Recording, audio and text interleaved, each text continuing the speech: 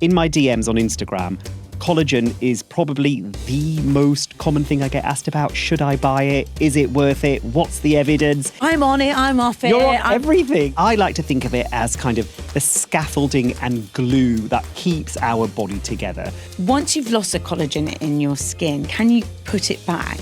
There's other things that deplete your collagen quicker than aging. The most important one is Women's value is very much on how youthful they look. if you want to boost your collagen stores, the first thing I would say is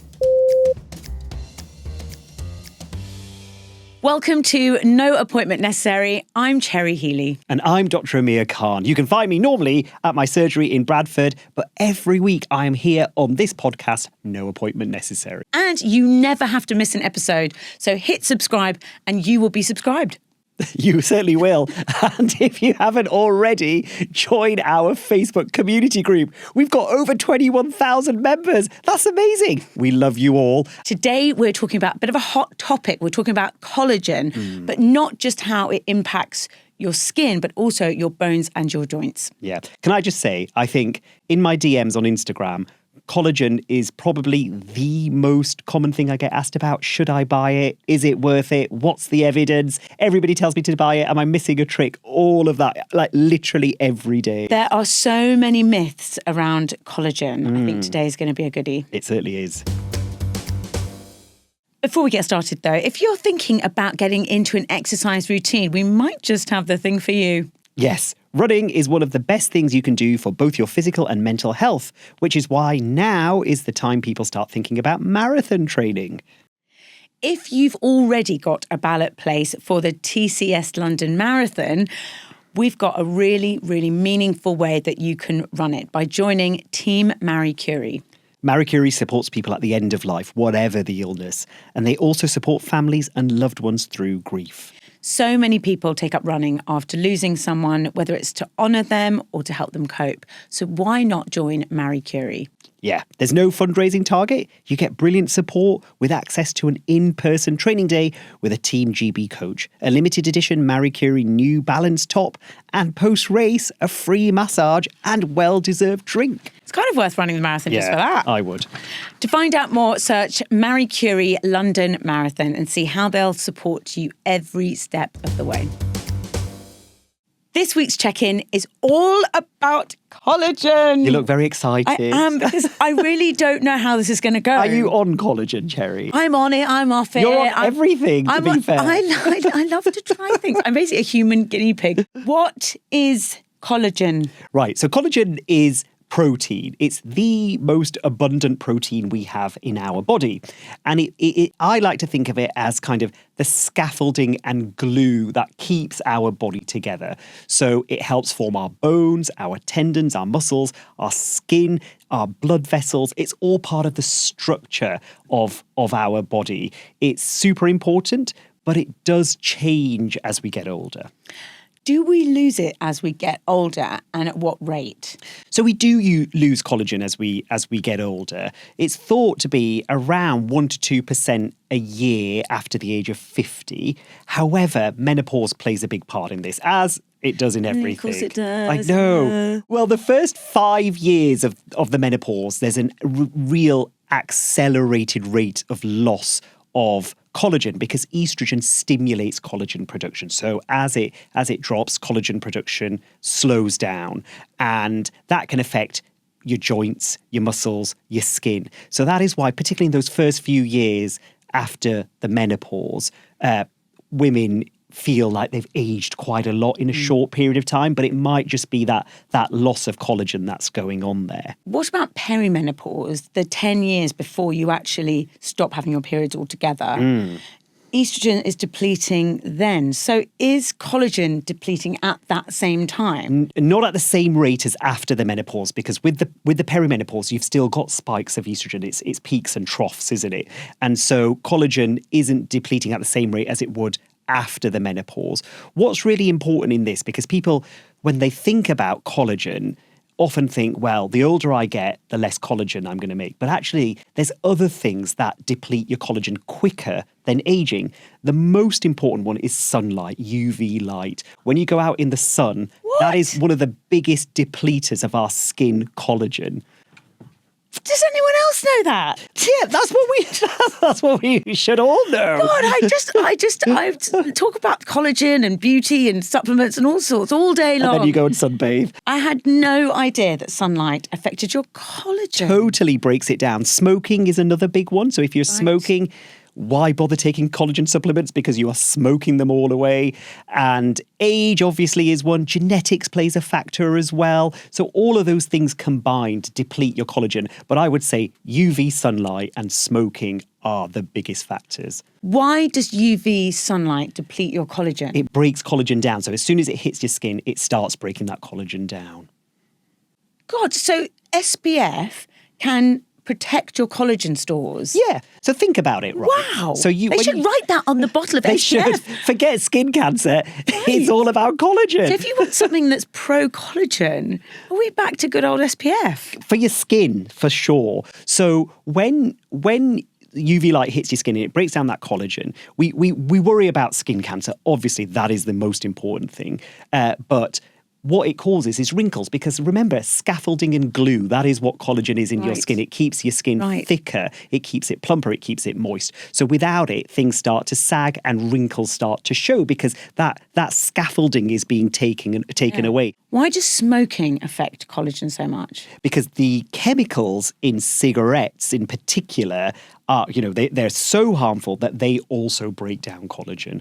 So all of those things, anything that accelerates the breakdown of collagen means that the production can't keep up with that breakdown, and smoking and sunlight accelerate that breakdown. What about what we eat and drink, like alcohol or ultra-processed foods? Do they affect collagen? To a lesser degree, I would say. It's what you eat that can improve the production of collagen. So remember, collagen is a protein, but it's made up of amino acids. So you need the building blocks of collagen to make more collagen. So I would say having a high protein diet, chicken and fish if you eat that, or your legumes, I love them. Legumes, tofu, lovely tempeh, legumes. all those kind of vegetarian sources of protein. Make sure you're taking it with vitamin C, because collagen loves vitamin C and protein together. Yep, the two are needed. What, like a chicken fillet and an orange? Yeah, or a chicken fillet and some broccoli. Or like a spinach omelette.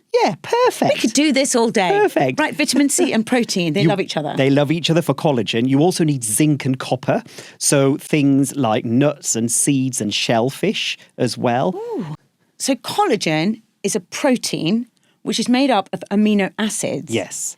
And we have that as the building blocks of our body, and we make it ourselves. Can we ingest it so that we boost it and get extra? So this is where the nuance comes in, because that's what collagen supplements are all about, Right. aren't they? They advertise themselves as, you eat this collagen supplement, you take this collagen supplement, you will make more collagen and you will look younger, you'll be stronger, and all your collagen problems will go away. Yes.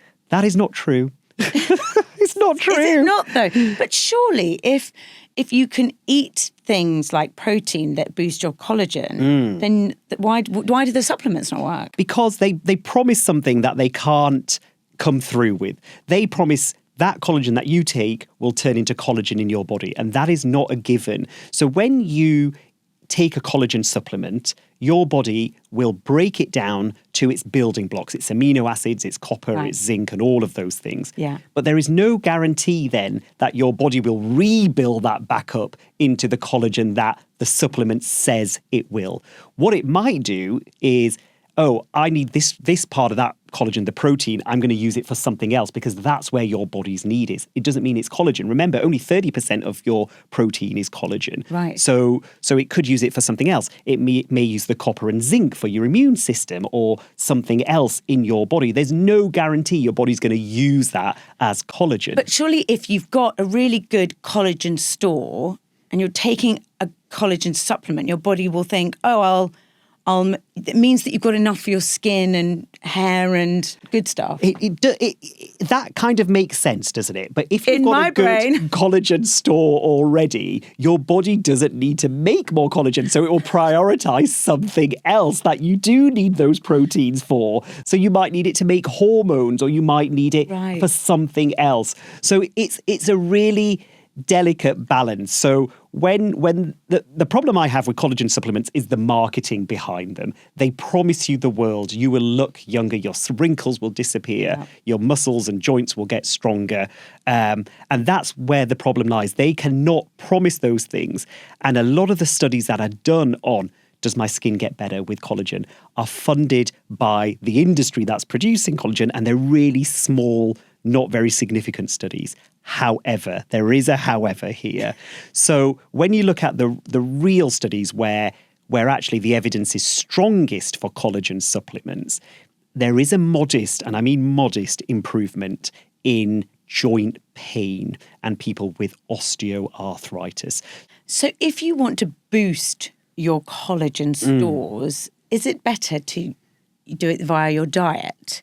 Absolutely. If you want to boost your collagen stores, the first thing I would say is SPF 30 to 50. Stay out the sun. Stop smoking. Yes, it's so good. Stop smoking. That's a non-negotiable. And then look at your diet. Right. Make sure you are getting protein. Make sure you are getting zinc and copper. Make sure you are getting the gelatin that comes from animal sources, if that's what you want. I'm a vegetarian. Tell me about gelatin. What is gelatin? So gelatin sounds gross, but it's made from hooves, skin, joints, boiling it, and then that's the product of that is gelatin, essentially. But it's animal collagen. I mean, I feel like if you eat meat and an animal has given up his life to give you sustenance, you want to be okay with all that animal. Yeah. I don't want to waste any of that animal. I think that's fair. I think I'm going to keep my personal views out of it because I'm an animal rights activist and a vegetarian. But strictly speaking, as a medical professional, that is how you get collagen. What are the benefits of bone broth that you've made at home? So the benefits are, you know what's in it, first of all. So more so than you would from a store-bought bone broth. Or a supplement bone broth. It's got no additives in it, it's got no emulsifiers in it, it's got no preservatives in it. And the meat and the bones and everything that you're boiling up in that bone broth have a lot of protein in. They will have the gelatin in as well. And those are really important building blocks for your collagen. So yes, in terms of health benefits, bone broth is a good one. If sunlight damages your collagen, but we need sunlight because of the vitamin D, how do you balance that? So you don't need a great deal amount of sunlight for adequate vitamin D. You only need 10 or 15 minutes a day of that. But actually, when we look at the evidence in terms of SPF and vitamin D, there isn't really a correlation between people who put SPF factors 30 to 50 on of them having low vitamin D, because there's a good chance if you're putting that level of SPF on, you're out in the sun anyway. So that whatever sun you're getting, despite that, is still making vitamin D. So SPF is still worth it. You'll get your vitamin D and you'll protect your skin. Yeah, from all sorts of damage. Fine. Is it true that the less collagen we have, the more wrinkles we have? Yes, absolutely. So that collagen in your skin is keeping your skin kind of tighter. It's keeping it thicker, and it's helping with moisture as well. It's the structure behind the skin. Once you've lost the collagen in your skin, can you put it back? You can reduce the rate at which you lose it, and that is the diet, that's the sunlight, that's the smoking. You can't fight aging, you can't fight genetics. And then it becomes a question of, should you fight genetics and should you fight aging? Because I was speaking to one of my colleagues at work, and she was going to have fillers into her laughter line, she calls them. And I thought to myself, right, why are we trying to hide something called laughter lines, right? Surely that's a sign of joy and happiness. Why are we? You tell me. Well, I think I understand why people do, because I think we've grown up in a society, and the society still remains, where women's value is very much on how youthful they look. It's very hard, and I speak for myself. It's very hard to fight against that when the world tells you that's where your value is. Do I think it's the right thing? It's this is a very, very big one. But I think we should talk about it. I think for a woman, there is a sweet spot where I don't want to look 25. I'm really comfortable looking 45. I'm proud that I've made it this far. But I think that society very much has placed value on women who look younger. And so I do also understand, and I sometimes give into it, wanting to fight those signs of aging. But I think there's a happy, peaceful spot where you're doing things that make you feel good about yourself, but you also really love who you are and where you are. Yeah. And I think that society hasn't accepted that women have so much to offer. We are getting there, so much to offer, more than just making babies. I mean, women are magnificent, wise, intelligent, the glue for community. But I think things are moving on, and women are feeling more confident that their value lies in other areas, which is why I think women are feeling more happy to look their age. Where I have an issue with it, and I always have, and this is why I never venture into the world of cosmetic medicine, is because I think we are, and I do believe in choice, and I understand women who want to look a certain way and they feel that's their choice and their right to do that. But I do think it re-emphasizes this idea of impossible beauty standards, which initially set by the patriarchy. But then I think women then find themselves trapped in this cycle of, well, if I don't do it and everyone else is doing it and I'm going to look completely different to everyone else, I'm going to be the odd one out. And I think that's really, really awful. I think it depends on how it impacts that individual's mental health and life. We all want to look our best, or if you're thinking about it obsessively, or if you don't look your best and it ruins your day. That's the other side of healthy for me. But I think if you want to put makeup on, if you want to take a supplement that makes you feel good, have a treatment that makes you feel good, and it gives you a spring in your step, that I'm pro. So I think the balance, I think it's up to the individual to decide where you draw the line. But that too much is for some people, women wearing makeup is just too much. And for others, it's Botox. And for others, it's a facelift. And for others, it's too many supplements. Society needs to move on in where it puts value in women. And women need to be allowed to make their own decision without judgment. Those two things can happen together. And I think they are happening together. I think classically, there's a real shift when women hit menopausal age, especially when you stop having your periods. It's a bit like the association of, well, now I'm not reproducing. What use am I? You know, society has told women that. The patriarchy has told women that. I think it is hugely changing now as women are powerful in the workplace. We are speaking up. We've got a voice. We're thriving in perimenopause and after menopause. We're having our best chapters. So that revolution is happening, and I'm really proud to be part of that revolution. I think all the women in my generation are part of a magnificent, huge change that women haven't seen the likes of for a very long time. It's wonderful. But I think that women still sometimes feel invisible at menopausal age. And I think whatever Susan wants to do to feel good, whether it's a face treatment, whether it's brand new wardrobe, whether it's a new fitness and health regime, whether it's I know you're not a big fan of supplements, I completely understand, but for me, they're about the psychology. If that supplement makes that woman feel banging in the morning and just like, I'm going to go and fight the dragon, I'm really pro it. I agree with almost everything you said there. I love the idea of women having this brand new lease of life after the menopause, because for so long, value has been placed on women only in their reproductive years. And once that's over, that value disappears.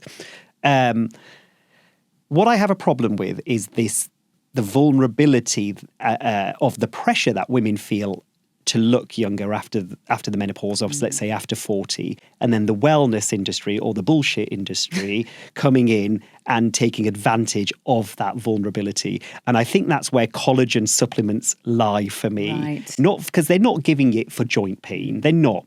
They're selling it for you will look younger. And they do not have the evidence to say that for sure. And the evidence that they cite are really poor studies which have huge competing interests, because the people funding the studies are the people selling the collagen. And so as someone who has nothing to sell, I can say hand on heart that your diet, your lifestyle in terms of sunlight and smoking will do far more for you than a collagen supplement.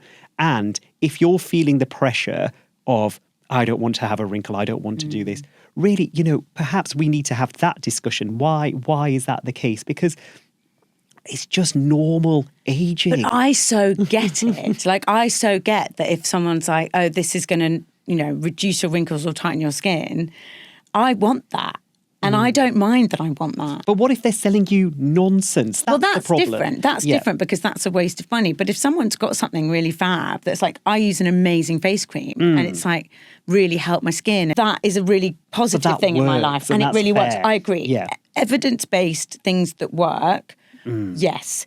Things that are snake oil, no. Yeah. Surely if boiled bone broth is good for us, then the supplements are the same. The boiled bone broth is good for you, but this, again, it's same as the supplement in that you'll drink it and you'll have it and it has health benefits to it. But again, there's no guarantee it will build itself back up to collagen. I think of it a bit like the Terminator in Terminator 2. You know, when he starts off as like the bad Terminator and then melts down and then melts back up into the bad Terminator again. That is not what happens to collagen in your body. It doesn't melt back down and then melt back up to collagen again. Right. It melts down. Right. So tell me what happens. Okay. So break it down. Drinking my drink. Drinking your drink into your gut. It gets absorbed from your gut into your bloodstream, through your liver, whatever. And then your body will break it down into its component parts. Right. So the different amino acids, which are the building blocks of the protein that make up collagen, and things like the copper and the zinc, because there's all different things that make up collagen. It's a bit like a jigsaw puzzle that's been pulled apart into its pieces. Right. Then each piece your body will look at and think, right, do I need this to make collagen or do I need it to make something else? Actually, Cherry has a need for something else. So I will use this piece of the jigsaw puzzle to put into that picture over there and this piece over there. It doesn't mean it's going to rebuild that jigsaw puzzle to the original picture it was of. Right. So you ingest the collagen, it goes into your body, it splits off into its different elements, and those elements go walkies wherever they're needed. Wherever they're needed. All right, before we carry on with this episode, can I tell you about something really special, especially if I think about moving more, getting healthier, starting marathon training? Yeah, because exercise like running really is one of the best things you can do for your physical and mental health. If you've got a ballot place for the TCS London Marathon, you can make that even more meaningful by running for Team Marie Curie. Marie Curie supports people at the end of life, whatever their illness. There's no fundraising target. You'll get brilliant support all the way. And Marie Curie really are with you till the end. To find out more, just search Marie Curie London Marathon. So there's very limited evidence to say that ingesting collagen will improve your skin. What about bones and joints? So as we said earlier, there is some evidence of modest benefit in joint pain. So the way I'm wording that is really important, joint pain. So it's what people report as better symptoms, not necessarily a reduction in what's going on in that joint in terms of inflammation and bone rubbing on bone, which is what arthritis is. So when we think about arthritis, we think about pain in people's joints. And what's actually happening there is a joint is where two bones meet and move usually. But they have cushioning around the surface of those two bones because we don't want the two bones rubbing against each other. So that cushioning is cartilage. And then there's also a little gap between the two bones. Now, collagen doesn't improve the cartilage. It doesn't improve the fluid production within that joint, but people report better pain symptoms. We're not quite sure why, but that's what these studies show. What happens with arthritis? Now, there's lots of different types of arthritises. The most common one is something called osteoarthritis, which most people will get as they get older. And what happens with that? It's usually the weight-bearing joints, so the knees and the hips that have pressure on them. That space between those two bones, where that fluid is, gets less and less, and the cartilage surfaces start rubbing on each other. And that is what causes pain. Over time, that cartilage will wear away, and then the bone starts rubbing on the bone, and that's really, really painful. How do you prevent or slow down osteoarthritis? That is super important. The most effective thing to do is keep to a healthy weight. So any additional weight you're carrying will put additional weight on your joints and push those two bones together. Movement really helps as well. So keeping active helps stimulate the production of fluid within that joint, that lubrication fluid. The more you move, the more fluid you produce, the more lubricated that joint is, and that reduces pain as well, which is why we often ask about morning stiffness in joints. In joints, because when you've been asleep I'm not going to say anything, all I'm night, just going to sit here really quietly. when you've been asleep all night, your joints haven't been moving, so they haven't been making that fluid, so you can get really stiff joints in the morning.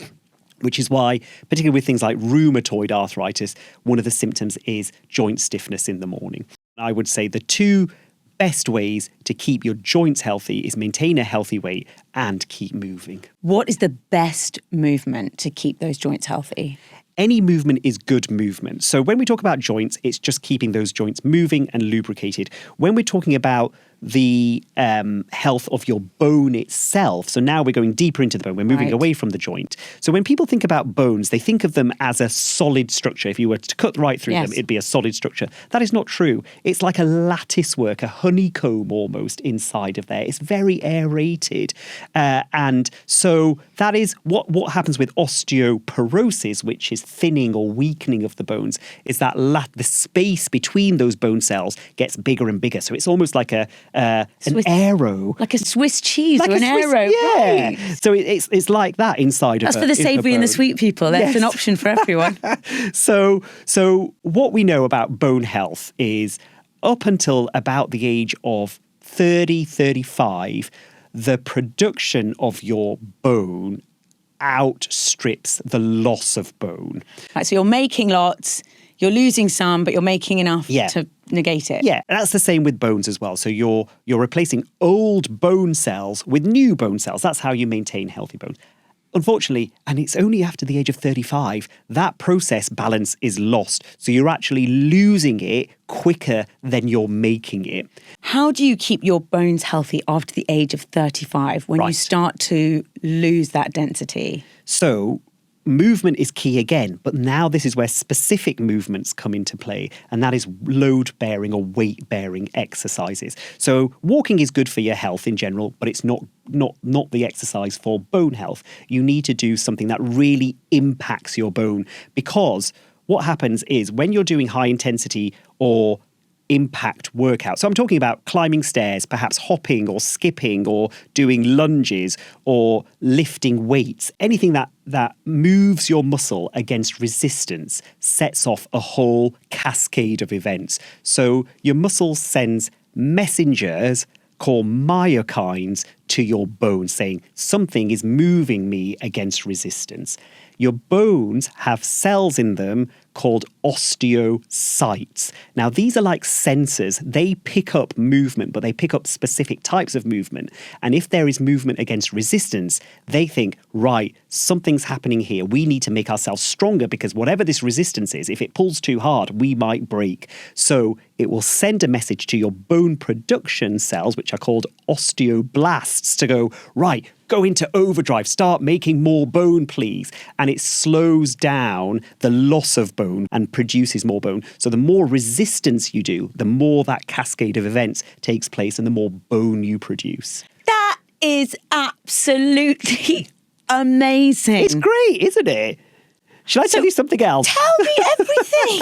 And only because I like metaphors, right? So I like to think talking to the right girl. Good. I like to think of our bones like trees almost. So if you planted two trees together and one tree was in a windy place and one tree, the exact same tree, was in quite a calm place, the wind, the movement of that tree stimulates that tree to grow thicker rather than taller, so it's more stable, whereas that other tree will grow taller rather than thicker, because the light is the most important thing there. It's the same for our bones. The more movement you do, the thicker your bones become. Bones and trees, we're the same. So your muscle and your bone talk to each other all the time. So by moving your muscles, by lifting those weights, by doing those squats, climbing those stairs, you're activating your muscles, which is activating your bones. Yeah. And that is making them denser and less Swiss cheesy. Yes.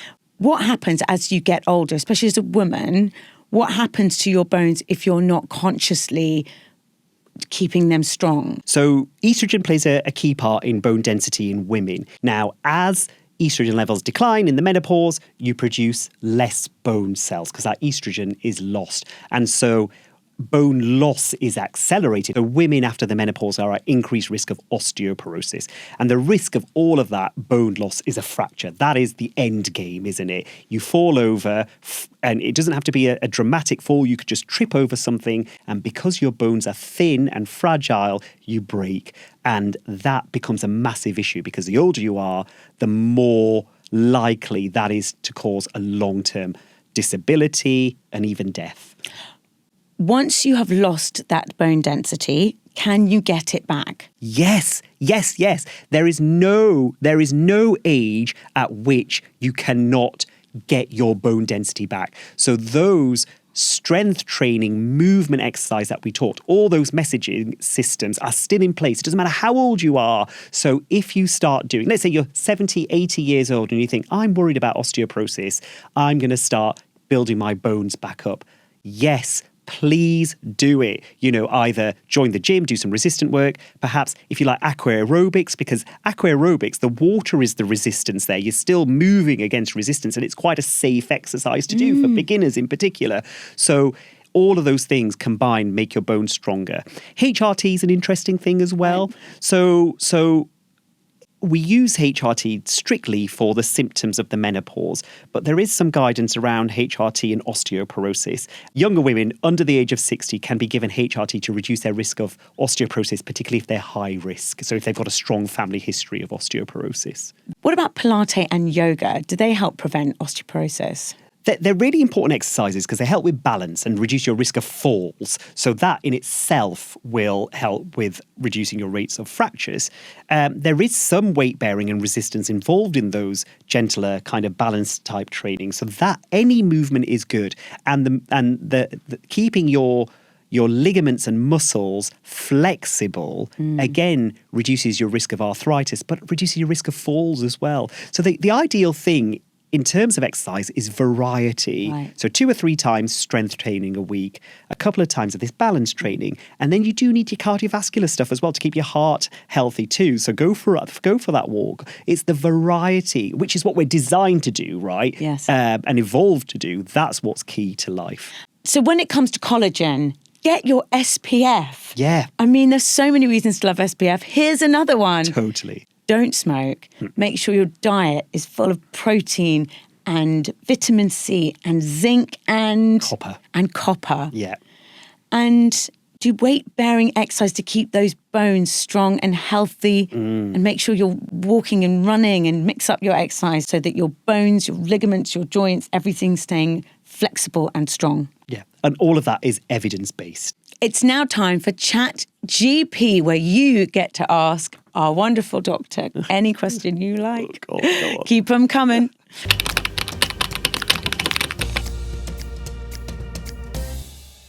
Right. I'm Kumi. I always enjoy your show. Thank you. Thanks. And I work as an obstetrics nurse in Japan. Oh. I often see... Oh, I know, Japan! I know. Amazing. Such far reach. Right. And I often see pregnant women with enlarged hemorrhoids. I also sometimes struggle with hemorrhoids myself, which can be painful or itchy. And you share tips for preventing or relieving hemorrhoids, particularly in pregnant women, or more generally for those who experience them frequently. I'm just going to tell a really quick story. I made a program called Cherry Has a Baby, and at the beginning of it, I said, it was the first documentary, one of the first ones I ever did. I said, I just don't care what happens to me as long as I don't get piles. Oh, and did you get piles? And the last scene is me going, I've got piles. So first of all, what are hemorrhoids? Yeah. And secondly, do cool people get them? I think we know the answer.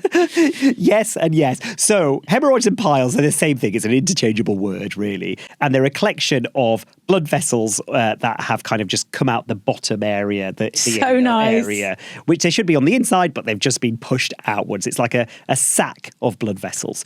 And they are very itchy. They shouldn't be painful, but they can bleed.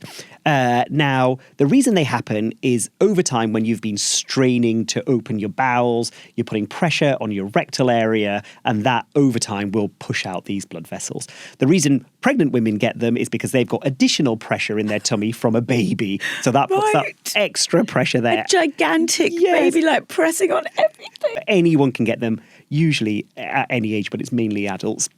The most important thing is to keep your stools soft. anything that makes you push harder is going to increase your risk of hemorrhoids. So fibre.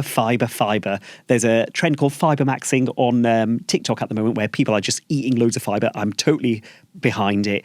Try and get, if you know, that plate of food we talked about before, half of your plate of food should be fibre. Now, that is the best thing for hemorrhoids, just that really. Not sitting on a hard surface for too long, not spending too long on the toilet. Lots of people take their phone to the toilets and then spend ages in the toilet. That increases your risk of hemorrhoids. So do those things, and then if you have got a hemorrhoid, you can just buy some steroid and anaesthetic cream, which is a combination cream from the chemist, or you can get suppositories if they're internal hemorrhoids from your GP.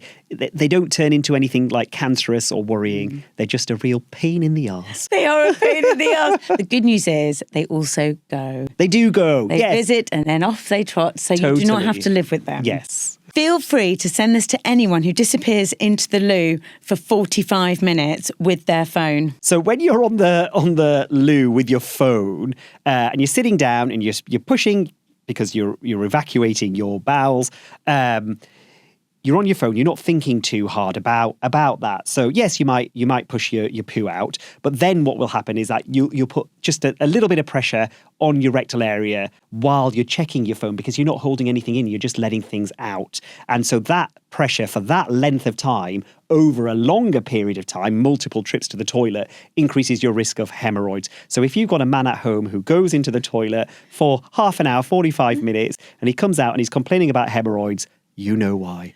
You know how when you're driving, your phone will be like, oh, don't text and drive? Yeah. There should be something like, don't poo and scroll. Don't poo and scroll. And it's time to unload the dishwasher, so clean up and go. When you're scrolling, it just comes up with a message like, you've been sitting down for a long time, Jeff. Yeah, it's true. Piles alert. Piles alert. There should be a piles alert. What about if they're itchy and uncomfortable? Yeah, that's a really common symptom. So the cream that you get has an anaesthetic in it and a steroid, both of which will help with the itch. So it's the steroid part really that helps with the itch. So you put that on and it should settle the itch. Do you know what my bugbear is about this area? Is that the cream that you need to buy to relieve you of the discomfort is called Anusol. Anusol. And it's like, why? The people who made that cream, surely it should be called something like flowers or something, anything. I think it's one of those creams that was supposed to be prescription only, so you prescribe it as Anusol, and then they thought, actually, you can buy this over the counter. They just didn't change There is a gap in the market for a cream that is not called bum cream. Anyone out there wants to make a cream for pregnant women or anyone suffering from piles that's not called bum cream, go for it. We'll all be behind it. Yes. Very sadly, because I could talk about piles all day, we've got to wrap up this episode of No Appointment Necessary. But before we go, don't forget, if you've got a ballot placed for the TCS London Marathon this year, why not join Team Marie Curie and help bring vital end-of-life care to more people, whatever the illness? There's no fundraising target and amazing support. Just search Marie Curie London Marathon to get started. See you next week. And remember, no appointment necessary.